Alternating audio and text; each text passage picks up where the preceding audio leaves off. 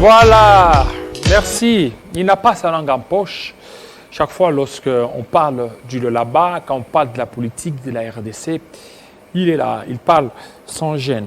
Mardochien Sélé, bienvenue. Merci Jean-David Kilolo. Vous allez bien? Non, ça va. Voilà, on vous a vu, vous avez beaucoup plus appuyé Denis Kadima. Denis Kadima, aujourd'hui, ça sera la remise et reprise. Vous êtes satisfait? Moi, personnellement, je ne dirais pas que je plus appuyé Denis Kadima. Tout ce qui m'a intéressé sur Denis Kadima, c'est son CV. Son CV? Oui, il faut juger quelqu'un en fonction de ses qualités, ses compétences, son savoir-faire. Kadima, d'abord, il a la prétéose du savoir. Kadima a un cursus très robuste. En même temps, regardez le CV. C'est quelqu'un qui est pétri de beaucoup d'expérience en matière électorale. Donc, ce qui m'a plus motivé, c'est ce côté-là. Et ce qui m'a plus fait mal, c'est lorsqu'on juge Kadima par rapport à son appartenance tribale, soit lorsque Kadima mais il a été vraiment très contesté par l'Église catholique, contesté par l'Église du Congo. Mais bon, tout ça, ça touche beaucoup plus la légitimité de Kadima. Non, au contraire, c'est ça la démocratie. C'est ça la démocratie. C'est pour vous dire qu'avec l'avènement de l'accession de Félix Tshisekedi à la tête du pays, ça a changé beaucoup de choses. Imaginez-vous sur les 8 confessions religieuses, n'est-ce pas? Oui. On ne veut pas dire que lorsque le catholique est bien représenté sur toute la République avec les CC, cela veut dire que le catholique a 2 voix ou 3 voix non plus. Chaque confession religieuse représente une voix. Vous comprenez? Donc, alors, aujourd'hui, il y a 6 confessions religieuses qui ont accepté, qui ont dénié, n'est-ce pas, en âme en conscience sur l'enterrement de Kadima. Et les 2 autres confessions religieuses ont tergiversé. Les mobiles, ce sont eux qui connaissent, parce qu'aujourd'hui, les Congolais ont besoin que les élections se tiennent dans les délais constitutionnels. Parce que demain ou le lendemain, parce que le jeu qui cherche à jouer. Mais vous ne voyez pas que déjà les prémices sont déjà faussées? C'est pas faussé. Ça a commencé avec Rossa Malonda. Rossa Malonda a été décrié. Le chef de l'État a pris une autre décision, récalant certainement Rossa Malonda. Et déjà, les autres processus électoraux, on a dénoncé un peu la politisation. Mais là, cette fois-ci, l'Église catholique s'est impliquée. Mais non. Ça veut dire que c'est presque les mêmes erreurs du passé. Vous ne voyez pas que ces mêmes erreurs risquent encore de se reproduire aux futures élections? C'est très différent, Jean-David Kilolo. Je rentre à l'époque de Rossa Malonda. Oui. La question ou l'enterrement de Rossa Malonda n'a jamais fait débat, même dans le conseil de président. Vous comprenez? Même à l'Assemblée, ça n'a jamais fait débat. Vous comprenez? Donc c'était juste un truc où les individus se sont réunis quelque part. Ils ont pris la décision parce qu'ils voyaient leur intérêt dans les jours à venir. Mais l'enterrement de Kadima, c'est le jour et la nuit. C'est vraiment différent. Vous savez que le processus a été respecté. Quand on dit le processus est respecté, je rentre d'abord sur le plan institutionnel. L'adoption de la loi, la révision de la loi électorale. Je pense que la loi a été votée à l'unanimité. Vous comprenez? Qu'il soit de Foyoulou, qu'il soit de Katumbi, qu'il soit de Tshisekedi, tout le monde a accepté, ça sont convenus pour que la loi soit adoptée. Maintenant, le respect, n'est-ce pas, de ces dispositions, ça pose problème. Pourquoi? Parce que quand on dit la dépolitisation de la CENI, vous avez suivi la professeur Mbata, la CENI, ou soit la CENI, c'est un organe d'appui à la démocratie. La démocratie implique les institutions politiques. C'est-à-dire que la CENI n'est pas apolitique. Mais les animateurs de la CENI sont apolitiques par le fait qu'ils ne s'appuient ni du côté des uns et des autres, mais ils sont au milieu. Ils ont une mission spécifique. Vous comprenez? Donc la dépolitisation de la CENI, cela veut dire, ou soit à mon entendement, implique que pendant que Kadima est entériné, peut-être qu'il peut jouer avec son côté tribal, vous comprenez? Pour appuyer Tshisekedi d'une manière ou d'une autre. Parce que c'est ça ce qui est dans la tête de beaucoup de personnes. Donc, donner de la valeur à Kadima en fonction de ses compétences, en fonction de ce qu'il peut faire pour son pays, c'est pas ça la priorité. Vous comprenez? Tout ce que les gens voient, c'est que Kadima est frère à Tshisekedi. Mais on est en train de voir. Mais vous ne voyez pas que ça risque quand même de. S'il vous plaît, je voudrais arriver quelque part. Le frère de Tshisekedi, ce n'est pas seulement ceux qui parlent Tchoulouba. Vous comprenez? Qui sont ce frère? Qui sont ce frère? Ce sont des Congolais qui acceptent de partager la vision de Tshisekedi. Ce sont ceux-là, n'est-ce pas, qui mettent le bon combat aux côtés de Tshisekedi, qui dégagent la même énergie que Tshisekedi pour que le peuple gagne. Parce que l'objectif du pouvoir public, c'est la réalisation de l'intérêt général. Tshisekedi, c'est un démocrate. Vous comprenez? Tshisekedi a besoin de faire respecter le principe de son pays ou soit de faire respecter la constitution. ayons des élections dans le délai constitutionnel implique que la CENI doit déjà avoir de nouveaux dirigeants. Ceux qui peuvent déjà se mettre à l'œuvre pour préparer ces élections à tous les niveaux. C'est ça au moins le problème. Oui, mais c'est pas dire non, le processus était fauché. Vous voulez la CENI, il y a déjà à peu près 12 membres de la majorité. C'est déjà biaisé. Et en plus, le 3 postes réservés, fait à l'opposition, mais ils ne sont pas là. Vous voyez que, est-ce que vous ne voyez pas qu'il y aura toujours des contestations à contestation? Il n'y aura pas de contestation, Jean-David Kilolo. Il n'y aura pas? Oui, oui. Je suis en train d'aller dans ce que vous avez soulevé. Le pouvoir, c'est le pouvoir de la majorité. C'est comme ça que ça se définit même en droit constitutionnel. Vous comprenez? Oui. Alors, la CENI a sa place parce que ceci s'organise en fonction de prescrire de la loi. Cette composition-là, c'est la loi. Ce n'est pas Tshisekedi qui invente. Et Tshisekedi n'a rien à voir avec tout ça. Oui. C'est légiféré, ça existe déjà. Et si aujourd'hui, les gens du FCC, les gens du Fayoulou cherchent à donner des leçons morales à Tshisekedi, moi j'ai des frissons. Vous savez que le respect de la Constitution, la tenue des élections en 2015, il y a des têtes qui ont tombé ici. Vous comprenez? Si aujourd'hui les choses se passent mieux, en toute compréhension, quelqu'un qui réclame, on prend ses réclamations en considération. Mais ici, le problème avec Kadima, il faut chercher le problème ailleurs. Ici, Kadima, les confessions religieuses sont convaincues avec son CV, ils ont accepté de présenter leur procès-verbal à l'Assemblée, et l'Assemblée a continué à faire son travail jusqu'à son enterrement. Le processus était respecté. Si aujourd'hui Moïse Katumbi demande, par exemple, au chef de l'État d'user de sa sagesse, tout ça, pour ne pas entériner Kadima, moi, ça reste une lettre morte. Vous comprenez? Parce que la procédure empruntée pour l'enterrement de Kadima est très différente de celui de Malonda. Et ça ne peut même pas être un grand sujet sur lequel on peut tourner. S'il soulève peut-être une disposition constitutionnelle, une disposition légale, n'est-ce pas, qui a été transgressée. Alors maintenant, aujourd'hui, vous ne voyez pas par rapport à la situation, il y a déjà un bloc patriotique qui s'est formé, où il y a Fayoulou, il y a le FCC, ensemble qui est un peu hésitant. Vous ne voyez pas qu'avec ça, l'UDP, c'est vous qui le soutenez, vous êtes en train de vous amoindrir par rapport aux enjeux qui s'annoncent. Et déjà, ce 6 novembre, ça sera une grande marche qui sera organisée, tout simplement pour montrer de quoi ils sont capables. Donc, de quoi ils sont capables? Si c'est ça l'objectif, moi j'aime mal. Congolais, vous savez, regardez les dirigeants que nous avons aussi au Congo. C'est pourquoi chaque fois, j'ai toujours dit, la classe politique congolaise, elle est infectée, elle est infiltrée. Parce que ce n'est pas tout le monde qui peut devenir président public, ce n'est pas tout le monde qui peut devenir premier ministre. Vous voyez? On doit répondre à un certain critérium. Et aujourd'hui, Moïse Katumbi qui s'est fait passer, je ne sais pas moi, hésitant, mais pas hésitant, il a déjà manifesté sa position. C'est quoi? Bon, non, jusque-là, il attend parce que d'ici là, il va mener ses consultations. Non, non. Il va venir ici à Kinshasa pour mener ses consultations. Vous savez, mais je sais que ce que nous disons, ça peut faire mal à beaucoup de personnes. Ça, c'est un leader d'émotion. On ne peut pas prendre des décisions qui reposent sur des émotions. Et si peut-être on est mal conseillé, on peut parvenir à prendre des décisions de cette façon-là. Moi, j'ai mal. Moïse Katumbi, beaucoup de gens connaissent qui est Moïse Katumbi. Je me rappelle de Moïse Katumbi de 2006. Moïse a été allaité par le PPRD ou l'ex-majorité présidentielle à l'époque. Vous comprenez? Jusqu'à les convertir, devenir politiciens aujourd'hui. Alors, c'est pour vous dire que lorsque nous faisons de la politique, nous ne connaissons pas notre idéal. C'est plonger la population dans l'obscurantisme. Vous comprenez? Moïse Katumbi, aujourd'hui, s'il est libre de circuler en plus de moitié du Congo partout, faire ses affaires, c'est grâce à Félix Tshisekedi, s'il faut être reconnaissant. Oui, et même s'il a eu une petite portion de crédibilité. S'il vous plaît. Vous allez arriver. Est-ce que Moïse Katumbi combat Tshisekedi pour dire? Oui, oui. Non, il combat Tshisekedi. Non, c'est la démocratie. Non, non, la démocratie n'implique pas que... La démocratie, c'est quoi? C'est que lorsque vous donnez votre point de vue, je peux aussi donner mon point de vue. Oui, oui. Pour autant. Je n'ai pas refusé. C'est ça le problème. La liberté des pensées. Alors maintenant, vous voulez, le problème c'est quoi? C'est que vous voulez que dans l'union sacrée, qu'il y ait la pensée unique. Non, la pensée de mon pape. S'il vous plaît, s'il vous plaît. Le Père dit, tout le monde. Jean-David Kilolo. C'est pas bien. L'union sacrée de la nation, c'est une vision qui a ses caractéristiques. Et tout celui qui a accepté, n'est-ce pas, à bon escient de s'engager pour accompagner Félix Tshisekedi dans sa vision, n'est-ce pas? Il doit faire en sorte, même s'il faut mettre de point de vue ou soit donner ses positions, bien sûr, ce n'est pas de cette façon-là. L'union sacrée a pour objectif les saluts du peuple, comme le chef de l'État l'avait une fois dit ou souligné.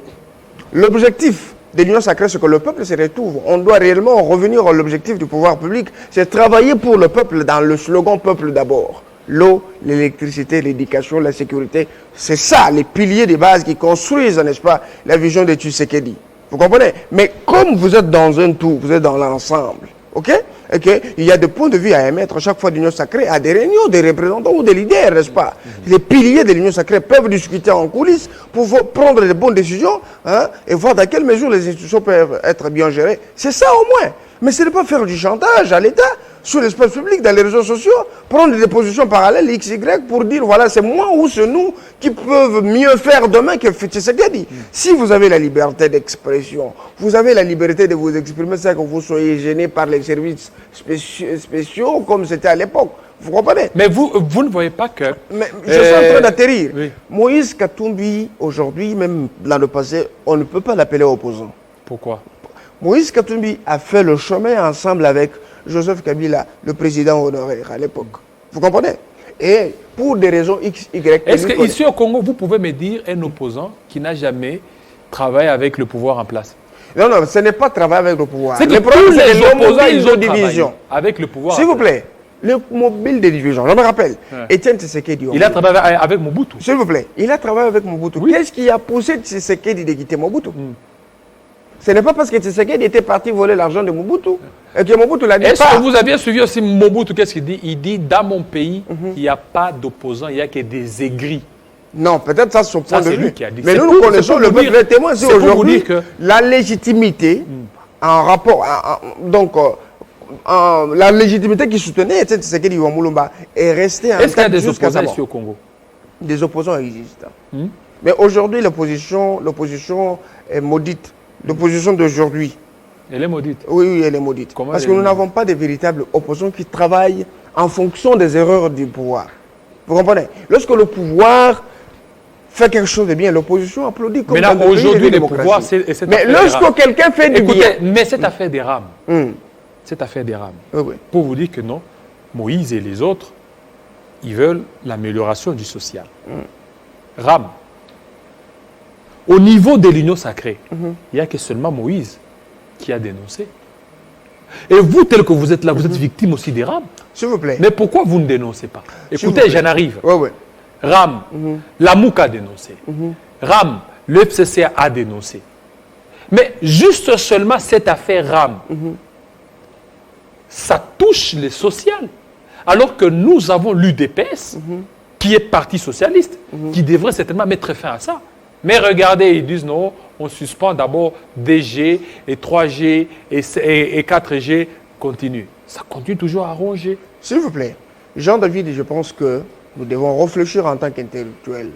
Vous comprenez? Oui. Et lorsque le Premier ministre Jean-Michel Samaloukonde a promis que dans 3 ans, il pourra mobiliser 36 milliards, il devrait mettre en place des mécanismes, n'est-ce pas, qui pouvaient l'aider normalement à concrétiser ce qu'il a promis aux élus. Donc, le représentant du peuple. La taxe à rame n'est pas du tout mauvaise. Vous connaissez que la taxe, c'est une rémunération rendue par le service. Si tu veux jouir d'un service, n'est-ce pas, alors tu payes ta taxe. La taxe, elle est facultative.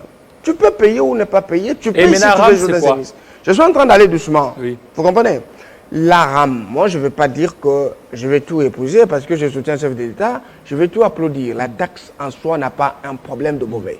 Vous comprenez? Parce que si aujourd'hui l'IGF se met à enquêter, n'est-ce pas, sur la canalisation, la traçabilité de la taxe, et qu'on trouve que l'argent n'était pas orienté vers l'objectif, et que l'argent a été utilisé par le ministre qui bat ça, ou soit c'est la présidence qui avait utilisé, ce serait autre chose. Vous comprenez? Et si l'argent est canalisé dans les caisses de l'État, n'est-ce pas?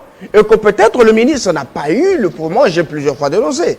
Moi, j'ai plusieurs fois parlé, j'ai dit, lorsque le ministre n'a pas donné de véritables motivations, n'est-ce pas, ou les mobiles qui soutiennent la taxe. C'est ça le problème. Alors, mais cela n'implique pas qu'on peut directement supprimer la taxe. Je donne un exemple. Regardez Gopas, n'est-ce pas?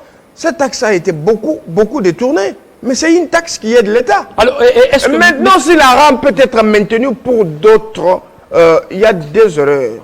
Mais La première écoutez, erreur. vous allez arriver. Oui, oui. Vous ne voyez pas que les mêmes erreurs décriées sous Joseph Kabila Kabange, ce sont les mêmes erreurs qui sont là. Parce qu'il n'y a pas des personnes qui peuvent dire la vérité comme il se doit.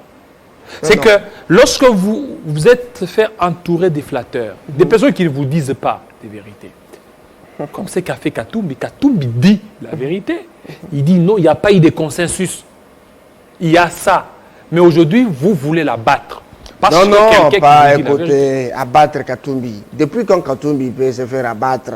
Vous comprenez? Oui, mais alors, tous les propos de Katumbi ne font pas de lui l'homme le plus important de la République. Non, on ne dit pas qu'il est important, mais l'homme Katumbi, c'est ça l'objectif. Même Katumbi, Fayoulou et tous les autres qui se font passer pour des opposants. Et tout le monde. Hein? Ils suscitent des actions de légitimité parce qu'ils n'en ont pas. Moi, Katumbi, à l'époque, moi, je dis qu'il a été toujours un mec contact du régime. Vous comprenez? À l'époque de Joseph Kabila, c'était la même chose.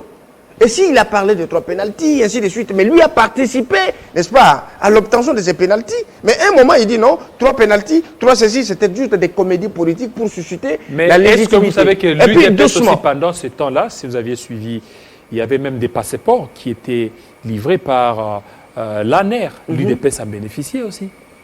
Non, vous savez, Jean-David, c'est pour dire, c'est que, donc, on n'est pas trop sain.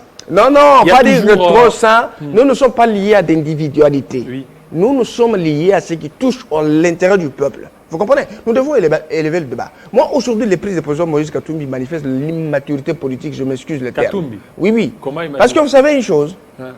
Un leader est porteur d'une vision. Vous comprenez? Et un leader est celui qui fabrique ses proches pour devenir comme lui. C'est-à-dire enlever quelqu'un dans un état de faiblesse, le rendre très fort dans la même vision pour qu'un jour, s'il ne serait pas là, n'est-ce pas, que l'autre prend la relève, qu'il prépare la relève. Ça, c'est pour l'intérêt de notre peuple. Mais c'est ce que Katumbi est en train de faire. Non. Regardez ce que Katumbi fait aujourd'hui pour montrer que, parce que tout à l'heure, vous aviez parlé des leaders. D'abord, dans sa gestion, Katumbi était en dehors du pays. Son équipe fonctionnait. Mazembe. Ça produisait. Et le stade. Et puis, regardez même les jeunes qui sont là. C'est-à-dire que vous sentez que c'est un leader. Il a la vision. De ce qu'il est en train de faire. Jean-David, vous savez, je ne suis pas en train de dire comme ça, comme si je suis contre le président Moïse. Le Congo est très précieux. Ce n'est pas tout le monde qui peut devenir président en public parce qu'on a l'argent, parce qu'on est dans les affaires, parce qu'on a été gouverneur du Grand Katanga à l'époque, qu'aujourd'hui on peut devenir président de la République. Chaque personne est libre, n'est-ce pas, d'exercer ses droits politiques dans ce pays. Mais nous sommes là, nous analysons, nous regardons le pays, la réalité du pays et les personnes qui peuvent animer le pays aujourd'hui ou demain. Félix Tshisekedi est de bonne foi. Je ne le défends pas parce que je défends sa vision. Félix Tshisekedi, c'est quelqu'un qui n'est pas rancunier et qui a besoin de tout le monde.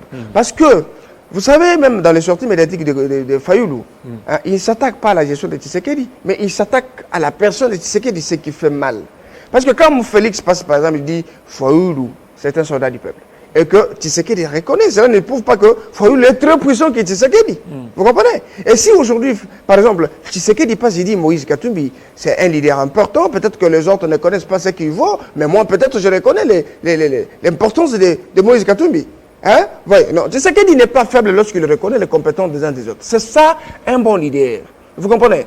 Et les efforts que Tshisekedi est en train de fournir, comme l'État congolais, dans notre pays, nous sommes habitués à des combats politiques. Il faut salir l'autre dans une situation où peut-être nous devons unir nos forces pour appuyer quelque chose, que cela nous permette de présenter quelque chose de positif à notre peuple. Il faut juste faire des récupérations politiques, salir, n'est-ce pas, comme ce que Katumbi est en train de faire. Ce qu'il fait, il est en train de cracher sur ses efforts.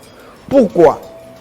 L'UDPS a récupéré Katumbi à l'époque. J'ai vu l'UDPS au four au moulin pour que Katumbi rentre au pays. Vous comprenez? Si vous suivez le lac de Jean-Val, Moïse Katumbi est parti là-bas parce qu'il avait besoin de récupérer ses intérêts ici au Congo. Et chose faite, Félix a pris le pouvoir. Katumbi a récupéré ses activités et tout ça. Il a commencé à exercer sa politique comme d'habitude. Mais ce qui nous lie, c'est les sorts, comme lui l'avait dit. Et si le chef de l'État a fait appel à tout le monde, c'est pour faire la fusion de forces, afin que le peuple gagne demain. Alors, on ne peut pas profiter de cette situation pour torpiller la vision du chef de l'État et faire des sorties médiatiques ratées. Ça, ce n'est pas bon. C'est ce que je dis. C'est l'émotionnel. Il faut mettre l'émotionnel de côté et voir les choses de réalité en face. Voilà, vous êtes là-bas. Là-bas avec Fifi Masuka. Oui. Fifi Masuka est là. La fois passée, je vous ai reçu. Il y a même quelqu'un qui me dit, mais le monsieur de là-bas, là, il ne sait pas que jusque-là, Fifi Masuka ne fait rien.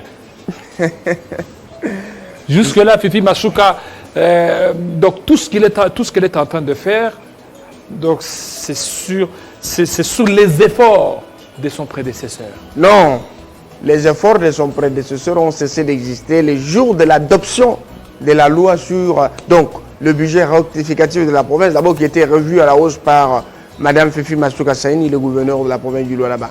Vous savez, aujourd'hui, ce qui fait mal, soit ce qui pousse les gens à faire des commentaires sur la personne de Masuka, c'est que les jeunes ne la connaissent pas bien. Je connais beaucoup de journalistes de Kinshasa qui sont partis au Lualaba, mais qui peut-être doutaient de la gestion du Lualaba, mais lorsqu'ils sont partis, nous nous sommes rencontrés, ils disent, mais Mardoché, mais la dame de Fifi Masuka, elle est impeccable. Ce que nous avons vécu, ce que nous avons vu au Lualaba, c'est un miracle. Elle fait l'intérim, c'est un pouvoir de restriction. Il y a ce qu'elle peut faire et ce qu'elle ne peut pas faire. Mon frère, il y a beaucoup d'ouvrages qui seront inaugurés. Comme vous l'avez dit l'autre fois, j'étais votre invité, vous avez dit, mais on ne voit pas les réalisations. Mais c'est un processus, parce qu'il y a 9 mois qu'elle fait l'intérim. Elle a revu, elle a hausse les recettes de la province, c'est d'abord les principales. Elle a assaini, n'est-ce pas, les services d'assiette. Elle a motivé, n'est-ce pas, les trésors, les secteurs artisanaux miniers, parce que c'est aujourd'hui les secteurs artisanaux qui génèrent beaucoup de recettes dans la caisse de l'État. Et Mme Fifi Masuka a arrangé les conditions d'abord de travailler, ou soit les agents du gouvernement, qui aujourd'hui, quelqu'un qui torchonne vous touche $1000. Vous comprenez? Alors, en dehors de ça... $1000? Oui, Mme Masuka se bat d'abord pour vendre la vision du chef de l'État. Parce qu'à l'époque, les gens ne pouvaient pas croire que Fifi Masuka pouvait mieux faire. Les gens ont découvert aujourd'hui que beaucoup d'infrastructures de l'État sont en train de voir le jour. On est en train d'inaugurer beaucoup de choses.